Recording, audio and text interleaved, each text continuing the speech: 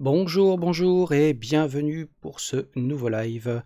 Ça fait un petit moment déjà, ça fait peut-être 2 semaines je pense. Ouais, le dernier c'était le 16 mai. J'ai pas fait de Twitch la semaine dernière parce que c'était un peu jour de relâche. Puis comme ma compagne ne travaille pas, on a profité de notre journée ensemble. Donc excusez-moi, mais je m'excuse pas en fait. Voilà. Donc on va partir sur ce nouveau live de cette semaine. On va parler un petit peu donc de l'actualité de la tech comme on fait d'habitude. Et puis bah n'hésitez pas à échanger dans le chat. Je prends les questions dès que je les vois. Et puis voilà, on va commencer tranquillement par la première petite news du jour. Enfin première petite news plutôt de la semaine dernière en finale. C'est le rachat de VMware par Broadcom. Donc il y a plusieurs jours de ça, donc c'était il y a une dizaine de jours peut-être, 10-15 jours, Broadcom avait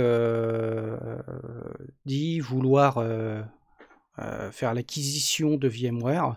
C'était une rumeur qui commençait à être persistante, qui est sortie un petit peu de nulle part comme ça. Et la semaine dernière, Broadcom a effectivement annoncé qu'ils allaient faire l'acquisition de VMware pour 61 milliards de dollars. Donc apparemment ils ont de la thune. Ils ont plein de billets. Donc ce qui est déjà une grosse somme pour commencer, et c'est d'autant plus une acquisition qui pose question chez beaucoup de spécialistes du secteur, et moi-même d'ailleurs, je me suis beaucoup posé la question du fondement de cette acquisition, de pourquoi ils voulaient acheter VMware. Sachant que, je le rappelle, Broadcom est un fabricant de semi-conducteurs qui est assez connu, qui fabrique des CPU ARM, qui fabrique beaucoup de modems, des modems 3G, 4G, 5G. Alors quand je dis des modems, c'est les puces électroniques qu'on qualifie de modems, qui sont dans nos smartphones. Beaucoup de smartphones embarquent des puces Broadcom, des puces Wi-Fi. Ça d'ailleurs c'est très connu pour les Linuxiens comme moi, puisque les puces Broadcom ont longtemps été une petite problématique, notamment avec le pilote Broadcom qu'on devait télécharger et recompiler pour le noyau. Il y a plusieurs années de ça. Maintenant, c'est moins un problème. Donc, Broadcom est quand même un spécialiste du semi-conducteur et plutôt donc de fabricant de composants électroniques. Et donc qui veut s'acheter donc VMware pour cette grosse somme, pour je pense a priori étendre son champ d'action et aller plus vers du cloud. Alors est-ce que ça veut dire que Broadcom va tout d'un coup se mettre à fabriquer par exemple des serveurs ARM et aller sur le monde de la virtualisation, ou je dirais du cloud hybride, donc partir dans le cloud et faire du cloud hybride avec des serveurs ARM avec du VMware dessus, et puis éventuellement s'acoquiner peut-être avec d'autres acteurs du marché. Ça pourrait être AWS, Azure, que sais-je encore, etc. Il n'y a qu'un pas. Donc c'est très difficile à savoir, parce qu'ils n'ont pas réellement annoncé leur stratégie de ce qu'ils voulaient faire de VMware, et c'est assez... ça pose question. Ça pose question parce que quand même VMware c'est un gros acteur de la virtualisation depuis plus de 20 ans, près de 25 ans peut-être maintenant. Et puis est-ce que c'est quelque chose qui va pas aussi mettre un coup d'arrêt à certains projets qui existent aujourd'hui chez VMware, changer de stratégie, de stratégie par rapport à leurs produits actuels ou leurs produits à venir? C'est difficile à dire. Donc on va surveiller ça dans les prochaines semaines ou les prochains mois, une fois que l'affaire sera totalement négociée, payée, et que l'acquisition sera finalisée, et puis de voir un petit peu où tout ça va nous mener. Alors moi, pour ma part, ça m'inquiète peu, parce que d'un point de vue personnel et même professionnel, parce que je n'utilise pas les produits VMware. Mais pour autant, je connais énormément de personnes qui utilisent leurs produits. Ce sont de bons produits, hein, on va pas se mentir. C'est pas trop le sujet là-dessus, mais voilà, ça pose question sur la stratégie des produits VMware sur le long terme, et donc des end users, là pour le coup, qui sont les entreprises ou éventuellement les utilisateurs individuels. Donc voilà, cette news, c'était quand même une bonne grosse news l'année dernière, qui est quand même qui est sortie un peu de nulle part. C'est pas comme Nvidia avec le rachat de ARM, qui est une arlésienne qui dure depuis des mois et des mois. Là, c'est un peu surprenant. Donc voilà. Donc Broadcom, vu la somme qu'ils sont prêts à débourser pour VMware, j'imagine qu'ils ont quand même un plan stratégique qui est un peu béton derrière. J'ose l'espérer, en tout cas je l'imagine. Ce qui serait pas mal, c'est qu'ils commencent peut-être éventuellement à communiquer dessus, déjà ne serait-ce que pour rassurer les clients de VMware, et pas tant les clients de Broadcom, mais surtout les clients de VMware, de voir un petit peu où tout ça va mener. Est-ce que c'est amené vers une nouvelle offre de l'architecture, un nouvel acteur du cloud, c'est possible ou pas, on n'en sait rien. Voilà pour cette première petite news. D'ailleurs, j'ai repéré certains liens qui sont assez intéressants sur Broadcom. Je les partagerai lorsque je mettrai le replay sur YouTube. J'ai trouvé 2-3 petits articles qui peuvent être assez intéressants, mais sur tous les articles que j'ai sourcés sur le sujet. Là, je vous affiche l'article de la Tribune. Il y a un autre article de Le Monde Informatique. Beaucoup d'articles, effectivement, ne parlent pas réellement de la stratégie, parce que eux, comme moi, comme tout le monde, en fait, on a du mal à voir quelle est la stratégie de Broadcom sur le sujet. Donc tout le monde est un petit peu dans l'attente. Donc voilà, je vous partagerai ces 2-3 petits articles que j'ai trouvés sur le replay. Voilà. Et donc il y a IPv6. Ah, j'aime bien ton pseudo. IPv6. Ah, VMware, des collègues utilisent ça au staff. Ouais, c'est quand même assez répandu, VMware. Hein. Il y a de très bonnes solutions de logiciels libres en termes de virtualisation. Je peux citer Proxmox parce que je suis un utilisateur, mais il y en a plein d'autres. Mais effectivement, VMware propose des solutions pour les entreprises qui sont quand même des solutions de bonne facture et qui s'intègrent bien dans les différents écosystèmes. Voilà, j'ai envie de dire. Donc, voilà. Deuxième news du jour, j'avais posté ça sur Twitter, ça a fait pas mal réagir. Et donc je vous partage ça à l'écran. C'était vous parler de Firewalla. Alors Firewalla, qu'est-ce que c'est? C'est une boîte qui fabrique des petits firewalls et des petits routeurs. Avec donc ils ont plusieurs gammes, Firewalla Blue, Firewalla Purple, ils ont Firewalla Gold, pardon. Ils ont pas mal de quelques articles, et du coup j'étais tombé sur le Firewalla Purple que je trouvais être un petit boîtier assez intéressant à tester. Alors le Firewalla Purple, qu'est-ce que c'est? C'est une sorte de petit routeur domestique que vous allez brancher entre votre réseau et votre box, et qui apporte un certain nombre de fonctionnalités que les box domestiques n'apportent pas, et que les routeurs qu'on peut acheter complémentaires apportent. Notamment gestion des VLAN, gestion du Deep Packet Inspection, etc. La sécurité, enfin il y a plein de trucs, il y a du SPI, du DPI, il y a plein de choses qui sont intégrées dedans. Si je vous affiche ça, voilà, à l'écran, des systèmes pour protéger un petit peu votre réseau domestique, du filtrage de contenu dynamique, bloquer, il y a un adblocker intégré, il y a du VPN, enfin, etc. Donc, et puis ce qui est surtout intéressant, c'est qu'il est accompagné a priori d'une application mobile que vous mettez sur votre smartphone et que vous pouvez piloter directement votre routeur avec votre smartphone, sachant qu'il mise vraiment comment je dirais, le maximum de choses sur la simplicité d'utilisation. C'est-à-dire, en gros, vous branchez votre Firewalla Purple ou peu importe le modèle sur votre réseau, vous installez l'appli, vous scannez ou je sais pas, où vous connectez votre réseau, votre smartphone au réseau, et ensuite c'est quasiment plug and play, c'est directement utilisable.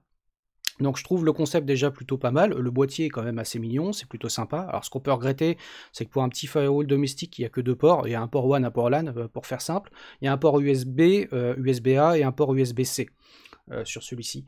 Donc c'est assez simple d'usage, c'est quand même un peu limité. Si on regarde un petit peu ce qu'il y a à l'intérieur, c'est un CPU ARM à 6 cœurs, si je me souviens bien, 2 Go de RAM.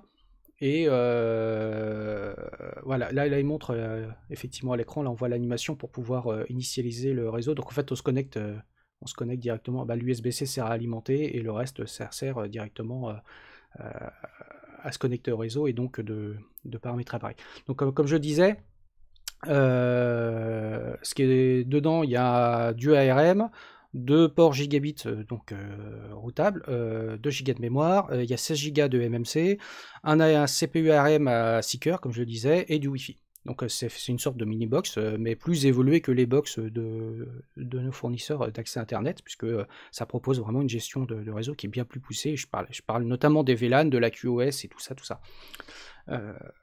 ce qui a déclenché pas mal de sujets suite à mon tweet, c'était que les gens disaient: «Ah oui, mais tu prends un Raspberry Pi et ce Raspberry Pi, tu installes telle ou telle distribution de routeur et boum, tu as quelque chose qui fonctionne». Ouais, bah en fait, c'est vrai, c'est pas vrai. C'est vrai dans le sens où tu peux faire ça entre guillemets à coût quasiment zéro, c'est-à-dire le coût d'un Raspberry Pi et prendre une distribution gratos qui fait routeur, et il y en a plein, hein, ça passe par un OpenWRT en passant par plein d'autres distributions. On va pas faire toute la liste.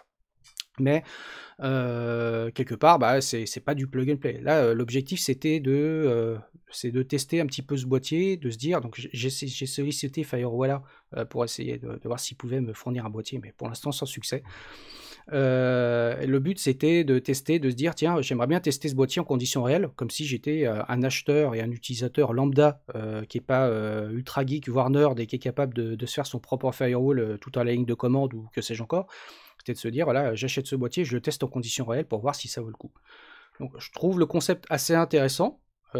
Puisqu'il est plutôt bien fait. Le soft, c'est du logiciel libre. Ils ont un compte GitHub sur lequel vous retrouvez le code source, et je pense que je me demande dans une certaine mesure si s'il n'y a pas la possibilité, j'ai pas encore exploré, et s'il n'y a pas la possibilité de transposer tout ça sur du x86 ou un Raspberry Pi, tout ça, je n'ai pas trop regardé encore. Et donc, voilà, le but c'est de tester, ce serait de tester cet appareil. Alors pourquoi est-ce que je l'achète pas? Parce que en fait c'est super cher. Si on prend le prix de l'appareil, voilà, pour aujourd'hui il est proposé à 319$ avec une remise. Normalement il est à 369$. Ceci vous rajoutez éventuellement les frais de port, voire les frais de douane, j'imagine. Donc c'est quand même super cher pour un petit équipement réseau de cette taille, sachant que dedans effectivement il y a globalement l'équivalent d'un Raspberry Pi 4 avec 2 Go de mémoire, enfin plus ou moins, hein, je schématise.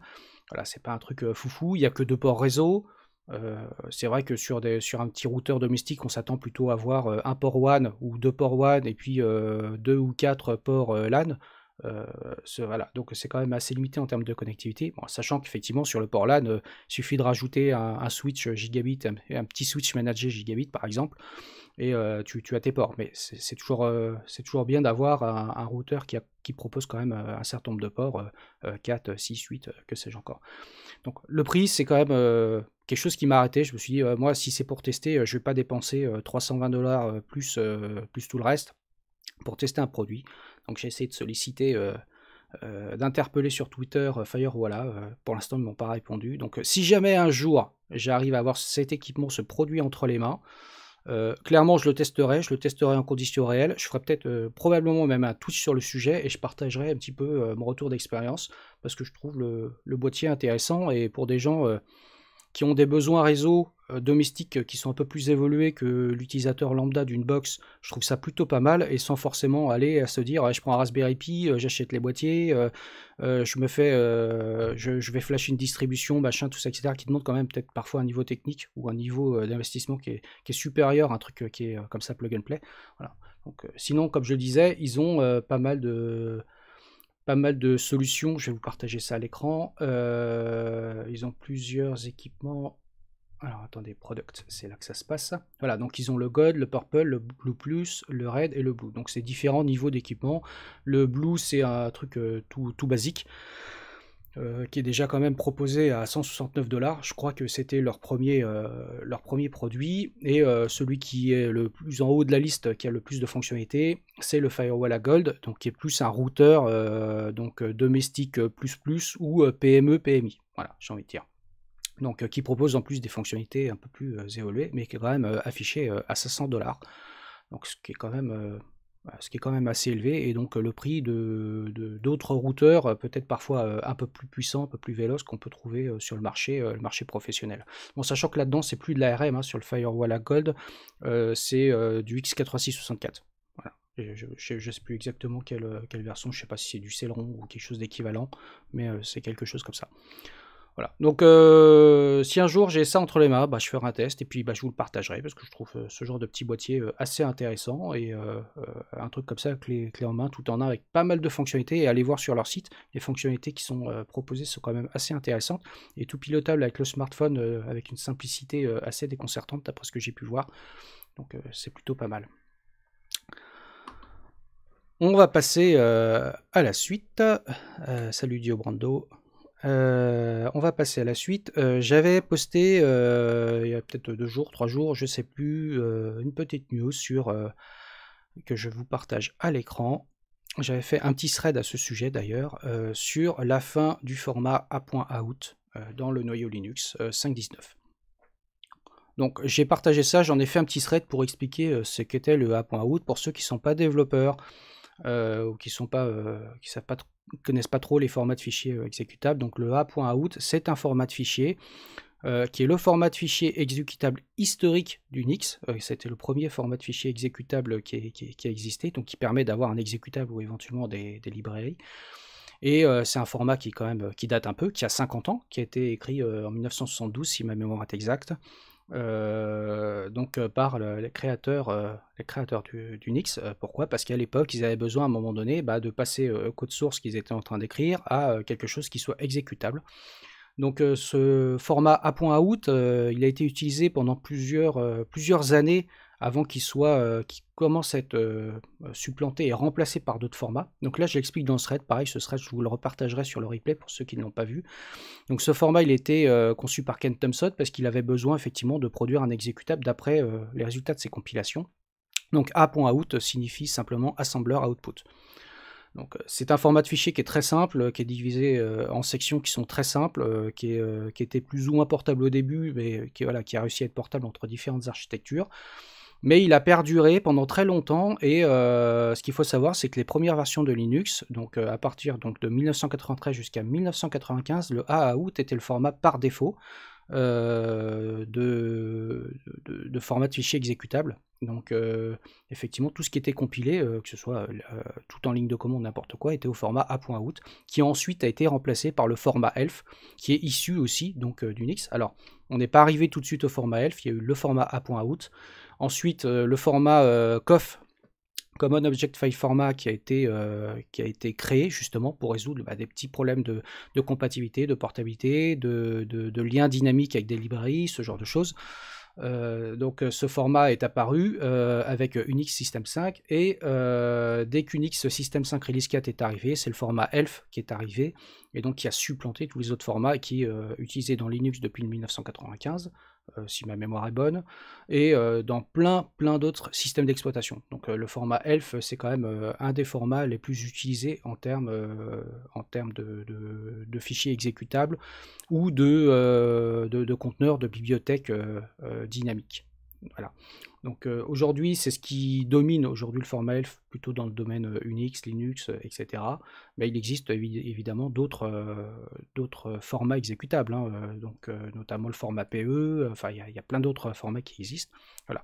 Donc je trouvais intéressant de faire un petit thread justement sur la disparition du A.out parce que c'est quelque chose qui est pas anodin, c'est entre guillemets une sorte de pan de l'histoire. Je ne vais pas dire qu'il s'achève parce que le format A.out est supporté dans d'autres Unix. Je crois qu'il est encore supporté pour un petit moment dans FreeBSD ou les BSD. Mais pour Linux, effectivement, c'est un format qui était totalement plus du tout utilisé. D'ailleurs, même si lorsqu'on compile, par exemple avec GCC, on produit un exécutable et que si on ne spécifie pas le nom de fichier, on récupère un A.out. Mais en fait, le A.out, en vrai, c'est du format ELF. Voilà. C'est resté, juste le nom est resté, mais le format en lui-même avait déjà basculé depuis assez longtemps dans beaucoup de versions de compilateurs. Donc voilà, donc c'est une sorte de pan d'histoire qui s'achève un petit peu. C'est un format qui a quand même existé pendant plus de 50 ans, ce qui est quand même assez rare dans l'informatique, et donc est parti d'un véritable besoin des créateurs Unix d'avoir un format de fichier exécutable qui a été écrit de zéro d'après les besoins qu'ils avaient à l'époque. Voilà. Donc c'est... Allez lire le petit thread. Donc si ça vous intéresse, évidemment, puis je repartagerai le lien du thread dans le replay. Voilà. Alors une idée du ménage que ça peut faire dans le kernel. Alors Balous, en fait, le ménage, c'est pas un gros ménage. C'est pas des dizaines de milliers de lignes de code qui vont s'en aller. J'ai regardé le diff dans le Linux, c'est pas ouf. J'ai plus les chiffres en tête, mais c'est pas incroyable. Et de toute façon, quelque part, Ça permet juste, entre guillemets, de se débarrasser d'un truc qui de toute façon n'est plus utilisé, mais vraiment plus utilisé, hein. Il n'y a plus aucune distribution Linux qui utilise le format A.out depuis des années, pour des raisons très simples, c'est que la façon de lier les bibliothèques dynamiques avec les exécutables, etc., ne permet pas d'être faite avec le format A.out, et c'est pour ça que le format ELF est arrivé et a corrigé pas mal de problématiques à ce sujet. Donc voilà, donc le ménage que ça génère vraiment dans le noyau Linux, c'est pas incroyable, c'est pas foufou, on va pas libérer des mégaoctets de code source, mais voilà, de temps en temps il y a du ménage qui est fait comme ça, notamment dans des vieux pilotes, par exemple les pilotes IDE, le PATA, les vieux CD-ROM qui fonctionnaient en mode avec une interface parallèle, tout ça, c'est des trucs qui ont disparu au fur et à mesure parce qu'en fait, on trouve même plus le matériel sur le marché et plus personne n'utilise ce genre de matériel. Et c'est pareil pour les formats qui deviennent un petit peu obsolètes. Donc de temps en temps, un petit ménage qui est fait, c'est planifié bien à l'avance. La disparition du A.out, c'est pas faite comme ça sur un coup de tête, hein. Elle était prévue déjà de longue date, hein. Ça faisait plusieurs mois que c'était annoncé et on savait que le A.out allait disparaître. Voilà, donc les gens qui en avaient encore besoin, bah, soit ils passent leur noyau pour rajouter le support, soit bah, ils passent à autre chose. Mais je pense pas qu'il y ait beaucoup de gens dans ce genre de situation. Voilà. Toujours en restant dans le noyau Linux, il y a un gros patch qui a été fait. Alors quand je dis patch, hein, c'est un gros ajout de fonctionnalités qui a été fait très récemment, donc sur le file system XFS. Donc XFS, pour rappel, c'est un système de fichiers qui a été conçu par Silicon Graphics au début des années 90. Je crois que ça doit être 1992 ou 94, je ne sais plus bien, c'est peut-être 94. Je ne sais plus exactement. Donc c'est un système de fichiers qui a été conçu à l'époque. Donc en plus, remettez-vous dans le contexte de l'époque, c'était il y a 30 ans presque. Donc qui a été conçu pour être fortement scalable, pour pouvoir stocker de grosses quantités de données et surtout d'avoir une tolérance très forte aux pannes. Donc c'est un système de fichiers qui est aujourd'hui peu utilisé sur le marché, sauf justement dans des cas particuliers où justement on a besoin de stocker de très forts volumes de données, d'avoir une bonne tolérance à la panne. Et c'est un système de fichiers qui a été conçu aussi de telle manière à ce qu'il soit comment je dirais, très optimisé à l'usage comment je dirais, de requêtes exécutées en parallèle. C'est-à-dire il a été pensé dès le départ, entre guillemets, multithread, et son organisation interne, les extents qu'il utilise en interne, et se sont organisés de telle manière que justement tous les accès qui soient parallèles, en lecture, en écriture, etc., puissent donner le maximum de performance par rapport au matériel sous-jacent. Donc c'est un système de fichiers qui permet de stocker des pétaoctets de data, hein. Il était conçu en 64 bits dès l'origine. Et donc dans cette nouvelle version, il y a des fonctionnalités qui ont été rajoutées par rapport à des besoins modernes, par exemple les large extents.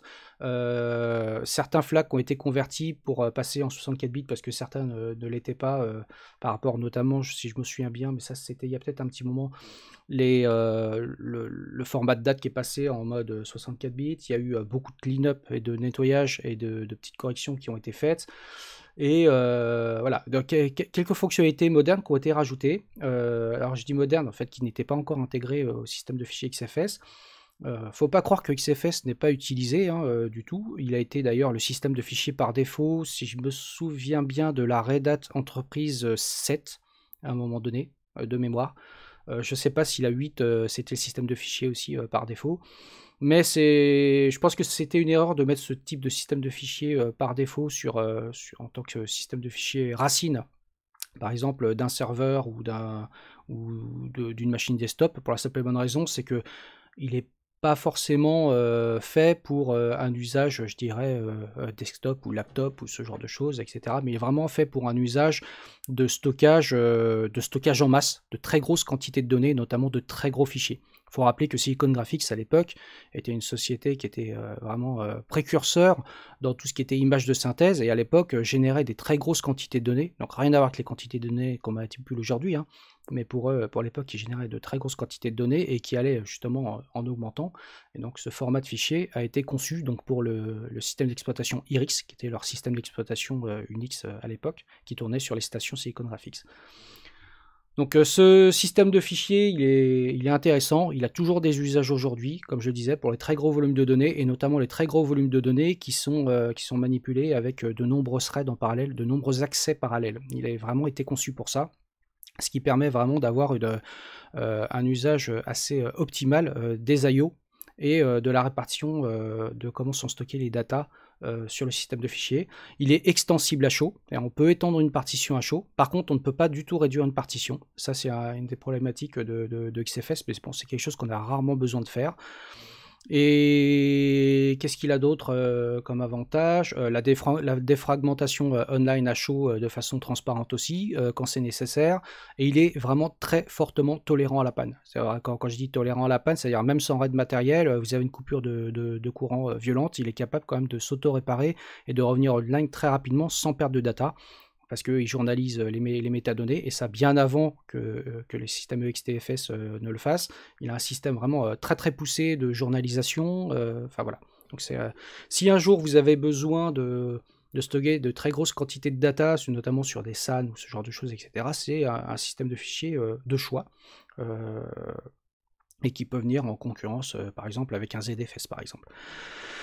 Et donc, je vous affiche aussi ça, c'est si vous voulez comparer EXT4, qui est le système de fichiers par défaut sous Linux avec XFS, je vous proposerai aussi ce petit lien qui va vous donner un petit peu les avantages et surtout inconvénients de chaque système de fichiers, donc de EXT4 versus XFS, donc ce que l'un apporte, ce que l'autre apporte, etc. Donc ça vous donnera peut-être des billes si un jour vous dites tiens, j'envisagerais bien d'utiliser XFS, est-ce que c'est bon pour mon usage? Voilà pour ça. Je ne sais pas si parmi vous, il y en a qui ont déjà utilisé XFS. Alors, donc, René, tu dis, je viens de regarder la CentOS Stream 9 avec XFS par défaut. Ah ouais, bah, tu vois, comme quoi. Moi, je ne mettrais pas forcément XFS comme file system par défaut d'une machine, même je dirais, d'un serveur comme ça, sur sa partition racine ou pour un desktop ou un laptop.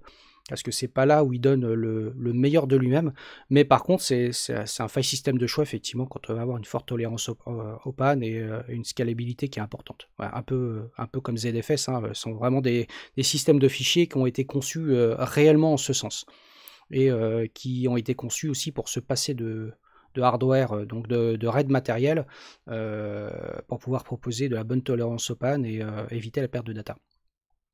Voilà, donc je vous partagerai tout ça. À l'époque, le resize à chaud était bien pratique. Ouais, absolument. À l'époque, le resize à chaud était bien pratique parce que le hardware coûtait très cher, les disques durs coûtaient très cher, et de plus en plus, notamment quand ils produisaient des films, des images de synthèse, etc., ils avaient besoin d'étendre, notamment sur les clusters de Silicon Graphics.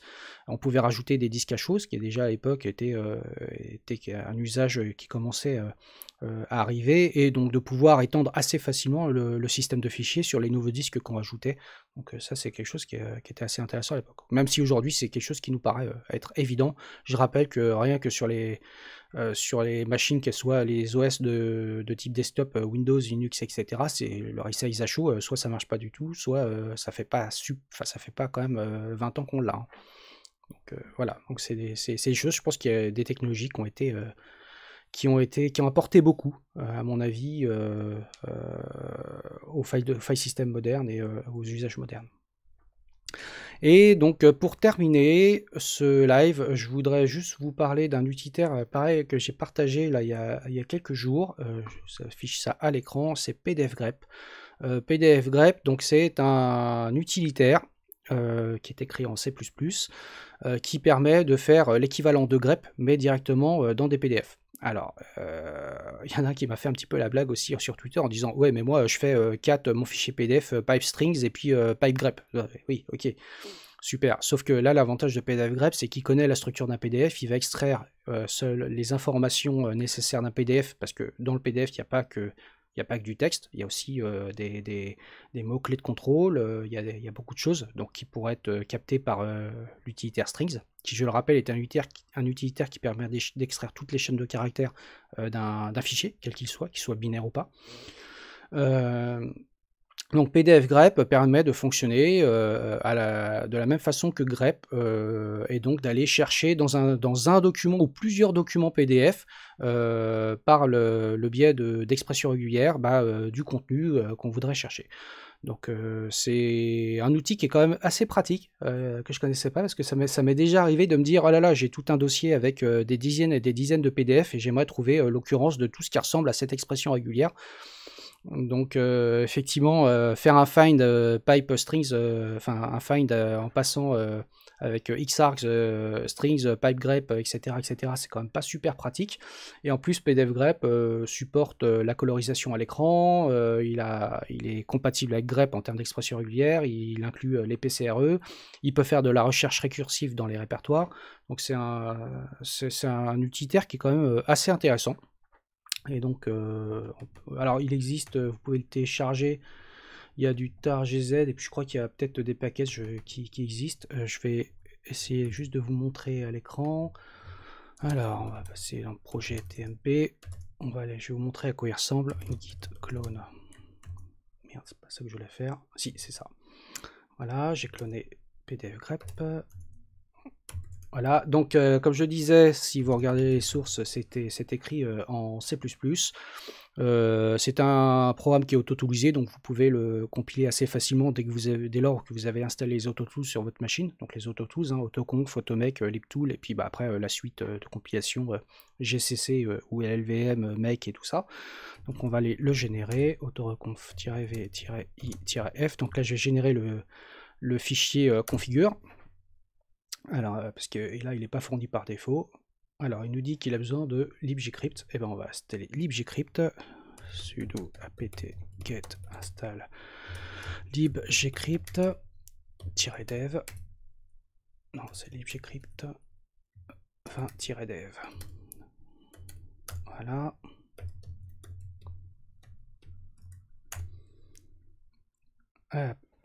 On va voir si c'est suffisant pour les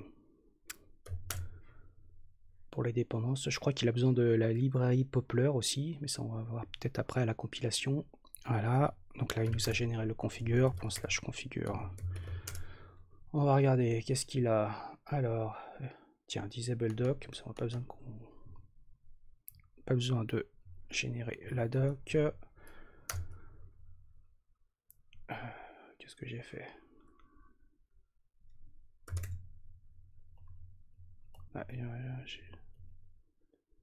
Recommençons. Qu'est-ce que j'ai fait? Je sais pas ce que j'ai fait.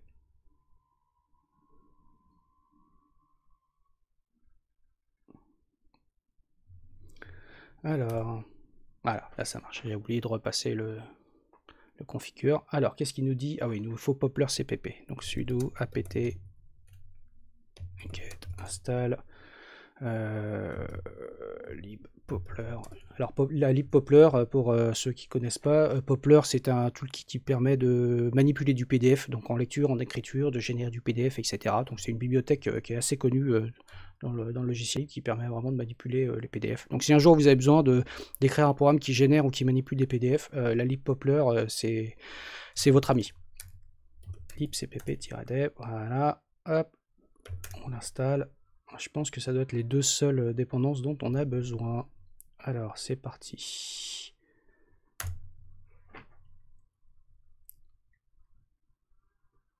Voilà. Et là, on va faire avec -J9. On compile ça.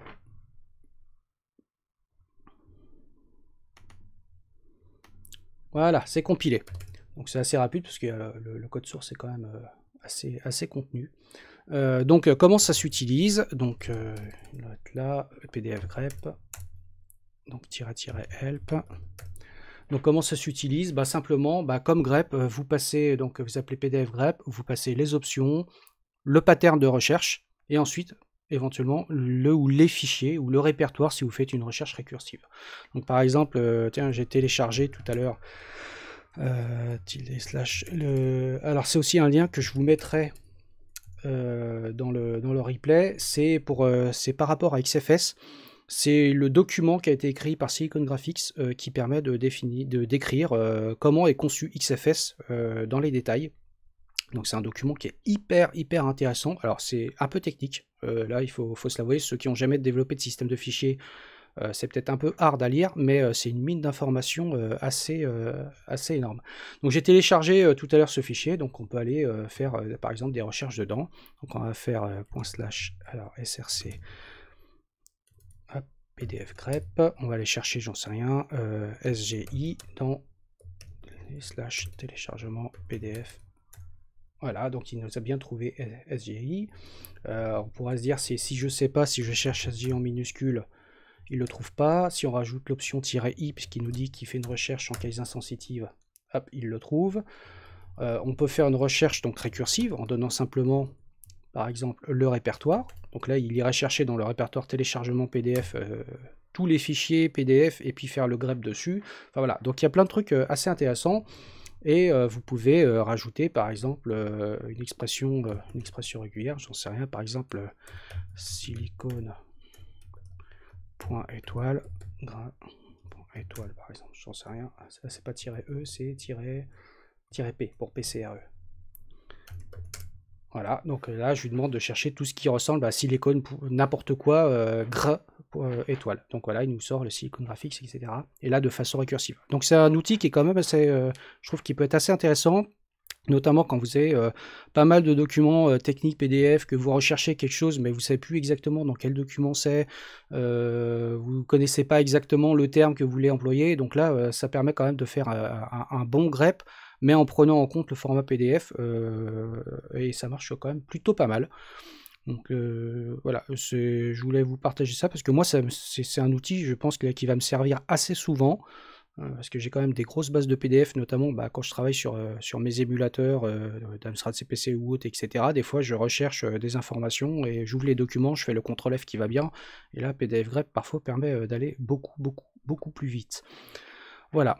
Donc, ouais, Diobrando, c'est un outil qui est quand même assez puissant, simple d'utilisation. Faut regarder, je ne sais pas s'ils fournissent effectivement les packages pour les différentes distributions, mais bon, comme vous l'avez vu, c'est vraiment super facile à compiler. Vous clonez le dépôt, vous installez les deux dépendances dont vous avez besoin, et ensuite autoreconf, où il y a même un fichier autogène.sh que vous appelez, qui fait l'autoreconf, configure, make install, et vous avez l'utilitaire. Donc ouais, il doit déjà exister dans les dépôts de Debian et d'autres distributions. Là, je vous ai juste fait le test avec la compilation de la dernière version, mais voilà, parfois on cherche un peu, il doit déjà être inclus dans pas mal de distributions, je pense. Donc un outil qui est fort pratique. Voilà. Ah, désolé Rodé, j'avais pas vu, il faudrait grossir un peu le terme. Ouais, c'est vrai, j'ai pas pensé notamment pour ceux qui sont sur smartphone, c'est vrai que ça doit faire un peu petit. Donc désolé, my bad, pour la prochaine fois, je grossirai la fonte pour que ce soit, la police de caractère, pour que ce soit un peu plus lisible. Voilà, on a fait le tour de ce que je voulais vous partager aujourd'hui. Je vais vous souhaiter une excellente semaine. Aujourd'hui, il fait pas trop moche. Je crois que le temps va se dégrader un petit peu, donc je vais aller me promener tout à l'heure, parce que pour ceux qui ne le savent pas, moi je ne travaille pas le lundi, donc ça me permet de prendre du temps pour moi et de prendre du temps avec vous pour pouvoir partager au travers de ce Twitch. Donc je vais vous souhaiter une très bonne journée, une très bonne semaine, et puis je vous dis à la prochaine. Ciao, bye bye.